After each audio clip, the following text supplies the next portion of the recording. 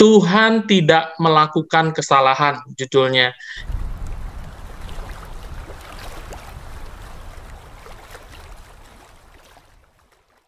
Ini dikisahkan oleh wanita yang berasal dari Kepulauan Karibia yang bernama Crystal White. Umurnya sekarang 32 tahun.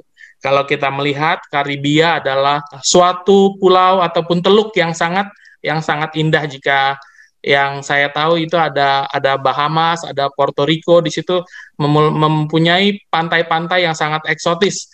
Disitulah yang banyak tujuan cruise destination yang luar biasa dari penjuru dunia yang sering singgah di kepulauan tersebut. Akan tetapi, dari sinilah berita mission kita ini, judulnya Tuhan tidak melakukan kesalahan. Di sini diceritakan bahwa sejak kecil, Crystal White mempunyai saudara perempuan yang bernama Catherine. Tetapi orang memanggilnya Polly karena dia banyak bicara seperti burung beo. Jadi di Karibia ini, orang tua biasanya mempunyai nama panggilan kepada anak-anaknya masing-masing. Di keluarga Crystal White juga begitu. Dia mempunyai nama julukan-julukan. Lalu, seperti dibilang tadi, saudara perempuannya bernama Catherine, itu orang memanggilnya Polly karena dia banyak bicara seperti burung beo. Dan Crystal juga mempunyai saudara perempuan yang lain bernama Rochelle. Tetapi semua orang memanggilnya itu seperti Mopsy katanya, karena dia kurus seperti tongkat, si Rochelle. Lalu si Crystal juga mempunyai nama julukan atau nama panggilan. Ayahnya memberi namanya si jelek. Wow. Jadi ini juga pelajaran buat kita sebagai orang tua juga, kalau kita juga memanggil anak-anak juga ini harus berhati-hati, harus memberikan panggilan yang baik kepada anak-anak kita, karena itu akan menjadi suatu kebanggaan bagi dirinya dan juga suatu sebagai motivasi dalam dirinya. Ayah memberi nama panggilan itu katanya suatu hari ketika dia duduk di tangga di rumah di desa Kumuto di Trinidad dan Tobago, nama wilayahnya. Saat ayah melewati si Crystal ini di tangga, dia menepuk kaki Crystal. Lalu si Crystal dipanggilnya, "Hai jelek," katanya. Wow, ayahnya memanggil dia, "Hai jelek." Crystal merasa tidak senang. Teman-teman sekolah memanggilnya sesuai dengan namanya di sekolah, tetapi sekarang malah ayahnya sendiri yang mengolok-olok di rumah. Jadi biasanya kalau saya waktu sekolah, biasa di sekolah yang terkadang ngata-ngatain nama orang, tetapi ini enggak. Crystal malah berbalik di rumah, ayahnya sendiri yang berbilang bahwa dia jelek. Lalu si Crystal, ya sebagai anak-anak dia enggak seneng dong. "Aku tidak jelek," kata si Crystal. Ayah tidak mempertimbangkan kata-katanya lagi. "Kamu adalah anak terjelek yang pernah saya buat," kata ayahnya. Kejam sekali ayahnya. Crystal merasa tidak senang. Ayah Crystal ini mempunyai 10 orang anak. Sekarang dia merasa benar-benar jelek. Kata-kata ayahnya ini mempengaruhi hidupnya. Dia mulai bergumul melawan depresi dan berpikir untuk bunuh diri. Lihat, apa yang diperlakukan ayahnya ini membuat dia depresi. Dia membuat dirinya menderita kelaparan karena dia berpikir jika dia kurus maka dia akan terlihat cantik. Ini sering sekali dilakukan oleh remaja-remaja. Melihat dirinya gemuk, melihat dirinya tidak baik, terus ayahnya mengatakan lagi di rumah dia jelek, ini akan membuat depresi kepada Crystal. Lalu dia berusaha untuk diet yang nggak benar, nggak makan, menderita kelaparan, dikatakan di sini. Dia berpikir dia harus terlihat cantik. Setiap hari setelah pulang sekolah, dia menatap cermin yang ada di kamarnya, tidurnya, dan mulai mengkritik bagian-bagian tubuhnya. Lalu dia berpikir, lalu kaca itu berbicara kepada dia, "Hei, Crystal, mengapa dirimu harus begitu besar?" Lalu pikir si Crystal ini, air mata pun mengalir di pipi Crystal ini. "Kenapa gigimu harus begitu besar? Kenapa harus begitu gemuk?" Lalu banyak sekali yang kaca ini ceritakan kepada dirinya. Itu membuat dia minder, dan kata-kata ayah tersebut bahwa dia jelek itu selalu terngiang di kepalanya. Suatu hari ketika dia berdiri depan cermin mencela dirinya dan menangis, dia mendengar sebuah lagu dari radio. Saya nggak tahu bentuk lagunya ini seperti apa, tapi kata-katanya seperti ini. "Ingatlah selalu bahwa engkau begitu elok." Sang musisi bernyanyi. Ingatlah selalu bahwa engkau dibuat dengan dahsyat dan ajaib oleh Tuhan. Engkau adalah anak Tuhan Yesus Kristus. Begitu lirik lagunya, tapi saya secara pribadi nggak tahu ini lagunya seperti apa. Lalu kata-kata itu membuat Kristal tersentak. Dan dia merenung, lalu dia berpikir, jika saya dibuat dengan dahsyat dan ajaib oleh Tuhan, dan saya mencela segala ciptaannya, apa yang ada di diri saya, dan saya mencela bentuk tubuh saya, dan saya mencela ciptaan Tuhan, karena saya adalah ciptaan Tuhan, itu berarti saya memberitahu Tuhan bahwa dia melakukan kesalahan kepada ciptaannya. Berarti Tuhan salah apa? Salah bentuk, salah cipta. Lalu si Kristal ini menangis lebih keras dan meminta pengampunan dari Tuhan.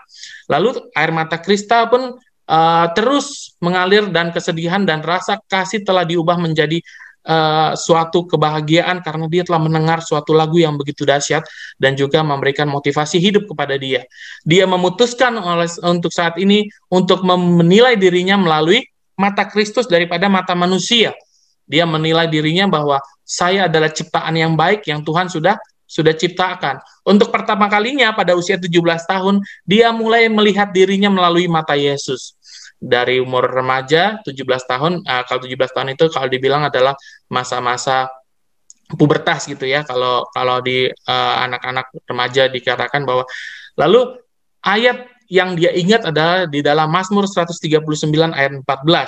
Memberikan sebuah arti yang baru dan dia membaca dengan bersukacita. Membaca Mazmur gini katanya, aku bersyukur kepadamu oleh karena kejadianku dahsyat dan ajaib.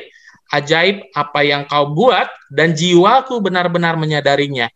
Lalu si Krista mulai makan seperti biasa lagi, tapi nggak makanan yang membuat dia gemuk. Dia makan sup jagung dan kentang, singkong, wortel, labu, dan talas yang dia rasa enak. Bukan berarti dia ketika dia sadar bahwa dia ciptaan Tuhan yang luar biasa, lalu dia biarkan, ya sudahlah saya makan seenaknya, ya sudahlah saya sembarangan, karena memang saya sudah tahu bahwa Tuhan menciptakan saya bukan dengan sembarangan, enggak, tapi dia memang menjaga tubuhnya.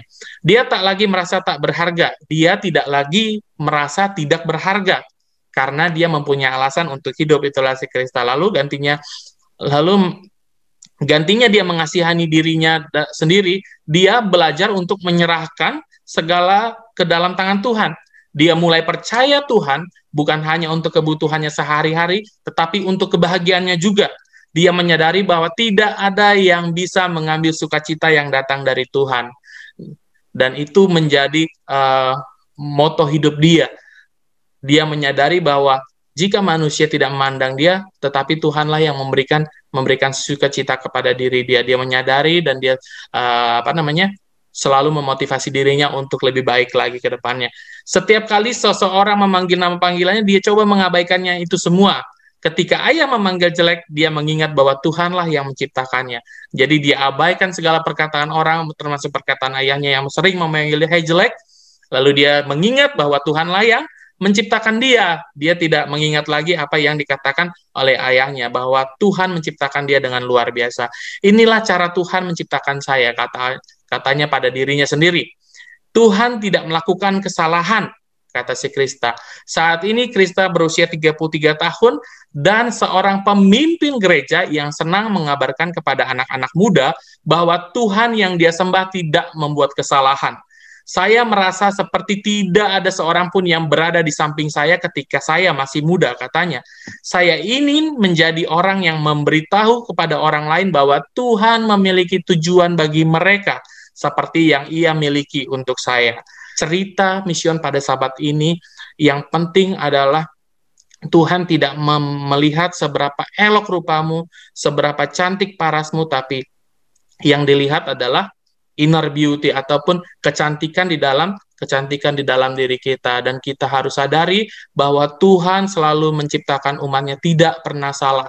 Dia memiliki tujuan-tujuan tertentu kepada setiap kita masing-masing, dan jangan pernah menyalahkan diri kita. Oh Tuhan, kenapa saya begini, nasib saya seperti ini, bentuk tubuh saya seperti ini, kenapa saya cacat atau gimana. Tetapi lihat, ini adalah suatu pelajaran bagi kita semua bahwa kita harus mengingat Tuhan membuat diri kita itu baik, dan itu juga Tuhan mempunyai misi tertentu di dalam tubuh kita seperti Krista.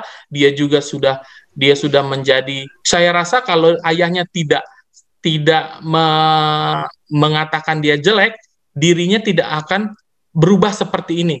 Dirinya tidak akan mempunyai keinginan untuk melayani Tuhan yang sangat luar biasa. Dirinya tidak mungkin membantu untuk membangun gereja di universitasnya. Inilah pekerjaan Tuhan. Inilah suatu tujuan Tuhan menciptakan diri kita masing-masing. Biarlah cerita mision yang singkat ini dapat mengubah hidup kita, motivasi diri kita, dan juga dapat membuat hidup kita lebih baik. Terima kasih. Ini berita kita, berita mision kita. Tuhan Yesus memberkati.